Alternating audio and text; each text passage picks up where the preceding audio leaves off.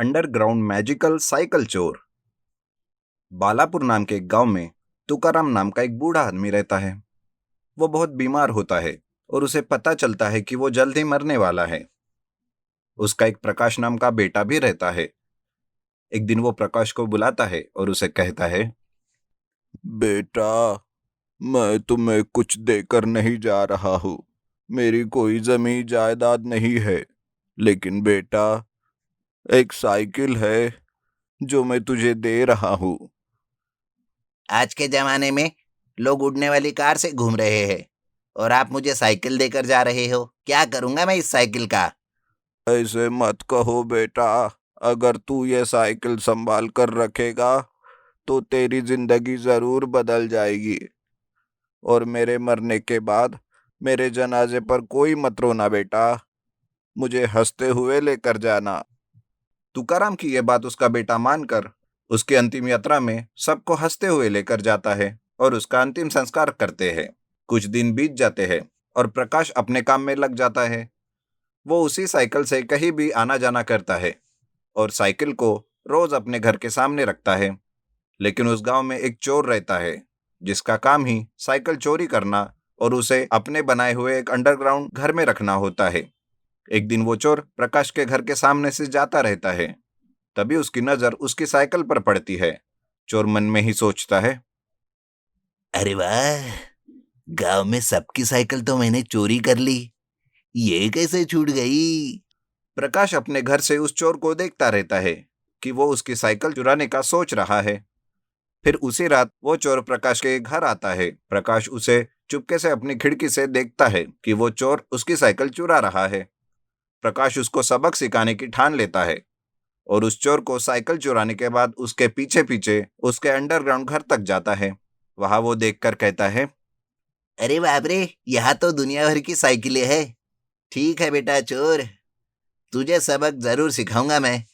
प्रकाश अपनी साइकिल वहां से ले जाकर फिर से अपने ही घर के सामने रख देता है।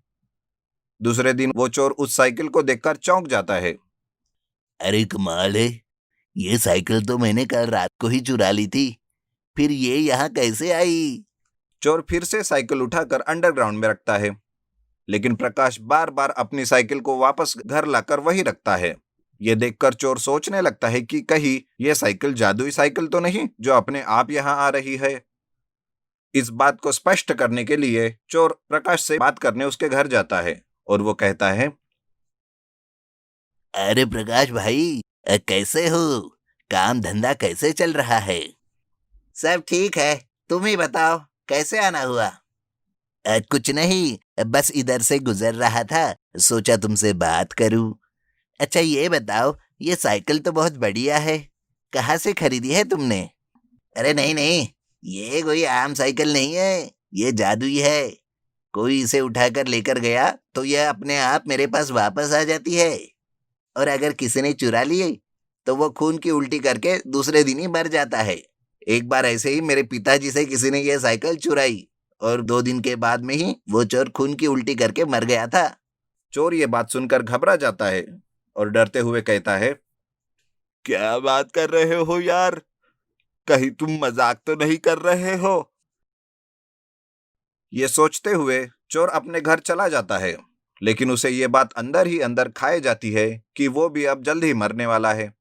वो रात भर सो नहीं पाता और सुबह सुबह उठकर ही प्रकाश के पास आकर कहता है, अरे प्रकाश भाई, कुछ दिन पहले मैंने ही तुम्हारी साइकिल को चुराया था, और जैसे तूने बताया कि खून की उल्टी करके वो मर जाएगा, लेकिन मुझे मरना नहीं है, मुझे बचा ले यार। कोई बात नहीं, मैं बचाऊंगा तुम्हें, लेकिन तुम्हें मेरी बात माननी पड़ेगी। मैं तुम्हारी हर बात मानूंगा यार। ठीक है तो सुनो, तुमने आज तक जितने लोगों की साइकिलें चुराई है वो उन्हें वापस कर दो, लेकिन ये सब 24 घंटे के अंदर करना होगा, तभी तू बच पाएगा, नहीं तो मैं कुछ नहीं कर पाऊंगा। प्रकाश के बताए मुताबिक वो चोर अपने अंडरग्राउंड में छुपाई हुई सारी साइकिलें उन सबको वापस कर देता है जिनकी उसने साइकिलें चुराई थी। सबको वापस करने के बाद वो रात को सो जाता है और सुबह उठकर अपने आप को जिंदा पाता है और वो चैन की सांस लेता है। उस दिन से वो चोरी करना छोड़ देता है और इस तरह से प्रकाश उसे हमेशा के लिए सुधार लेता है। जादुई बड़ी मछली पकड़ने वाला। सुंदरपुर गांव काफी छोटा गांव था। सभी लोग काफी खुशी से रहते थे। उस गांव में एक समस्या थी।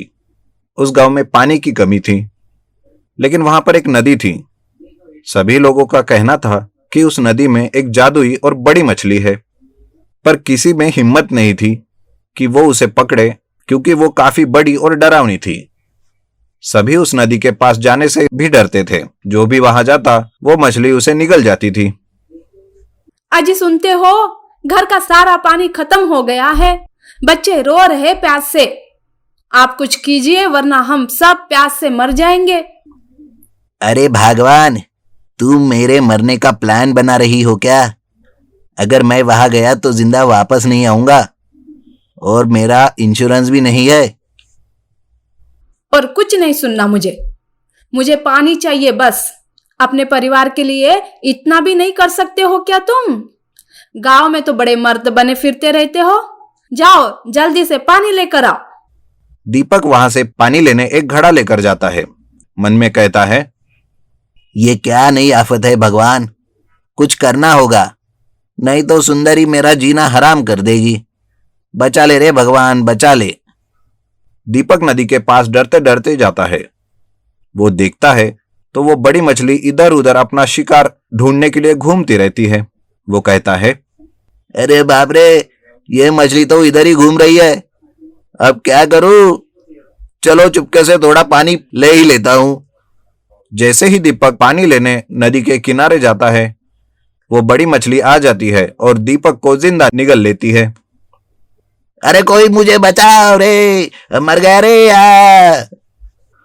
तभी ये सारा नजारा रामलाल देख लेता है और तुरंत दीपक के घर जाता है और उसकी बीवी से कहता है, अरे भाभी, गजब हो गया गजब, वो मछली दीपक को निगल गई। क्या कहा भैया? हाय रे मेरी फूटी किस्मत। मेरी ही जीत की वजह से वो उस नदी के पास गए थे। अब क्या होगा भैया? कुछ करो, मेरे पति परमेश्वर को बचाओ भैया। ठीक है भाभी, मैं कुछ करता हूँ, आप चिंता मत करो। आज मैं किसी भी तरह इस बड़ी मछली का अंत कर दूंगा। काफी परेशान कर रखा है इसने गांव वालों को। दीपक अभी भी जिंदा होगा उस मछली के पेट में। रामलाल तुरंत उस गांव के सरपंच के यहाँ जाता है। सरपंच के पास बड़ी सी क्रेन होती है। सरपंच जी, बड़ा अनर्थ हो गया, वो बड़ी मछली दीपक को निगल गई। क्या बात कर रहे हो रामलाल? एक और इंसान उस मछली का शिकार हो गया। हे भगवान, अब इस गांव का क्या होगा? सरपंच जी, आप चिंता मत कीजिए, बस आप आपकी ये क्रेन मुझे दीजिए। मैं किसी भी तरह दीपक को बचाऊंगा। वो मेरा बहुत अच्छा मित्र है, मैंने भाभी से वादा भी किया है। अरे हाँ हाँ, लेकर जाओ। ऐसे नेक काम के लिए मैं भी तैयार हूं। रामलाल क्रेन को लेकर नदी के पास जाता है। तभी वो बड़ी मछली के पेट से कुछ आवाजें सुनता है। अरे मुझे कोई बचाओ, मुझे बाहर निकालो, मैं मरना नहीं चाहता। तुम चिंता मत करो दीपक, मैं किसी भी तरह तुम्हें बचाऊंगा। रामलाल क्रेन लेकर आगे बढ़ता है और नदी में मछली पकड़ने की कोशिश करता है, पर वो मछली बहुत चतुर होती है। वो क्रेन से बचती हुई इधर उधर भागती है। रामलाल बहुत परेशान हो जाता है।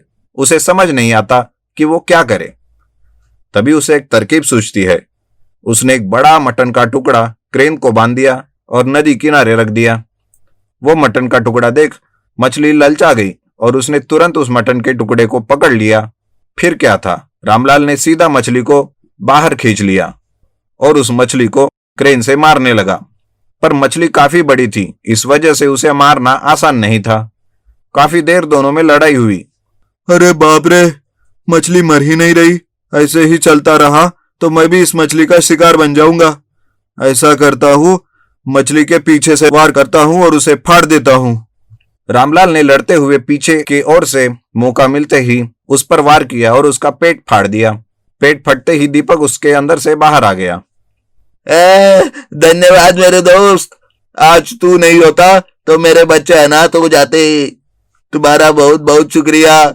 मैं जिंदगी भर तुम्हारा आभारी रहूंगा। अरे दीपक, तू मेरा सच्चा दोस्त है। तेरे लिए मैं कुछ भी कर सकता हूँ। तभी वहां दीपक की बीवी सुंदरी आ जाती है। तभी वहां गांव के सरपंच आ जाते हैं। वाह रामलाल, तुम्हारे हिम्मत की दाद देनी होगी। आज तुम्हारी वजह से इस बड़ी मछली का खात्मा हुआ है। आज से सारा गांव खुशहाल की जिंदगी जिएगा। आज से हर साल इसी दिन तुम्हारे नाम से गांव को छुट्टी होगी और मैं सरकार की तरफ से जो इनाम इस मछली को मारने के लिए रखा गया था वो तुम्हें दिलाऊंगा। धन्यवाद सरपंच जी, पर जो पैसा सरकार की तरफ से मिलेगा वो अपने गांव के अनाथ बच्चों के नाम कर देना। मैं उसी में खुश रहूंगा। कितने उच्च विचार है रामलाल तुम्हारे। रामलाल की जय हो, रामलाल की जय हो। सभी वहां से रामलाल का नारा लगाने लगे। इस तरह रामलाल की बहादुरी की वजह से गांव वालों को उस बड़ी मछली से छुटकारा मिला।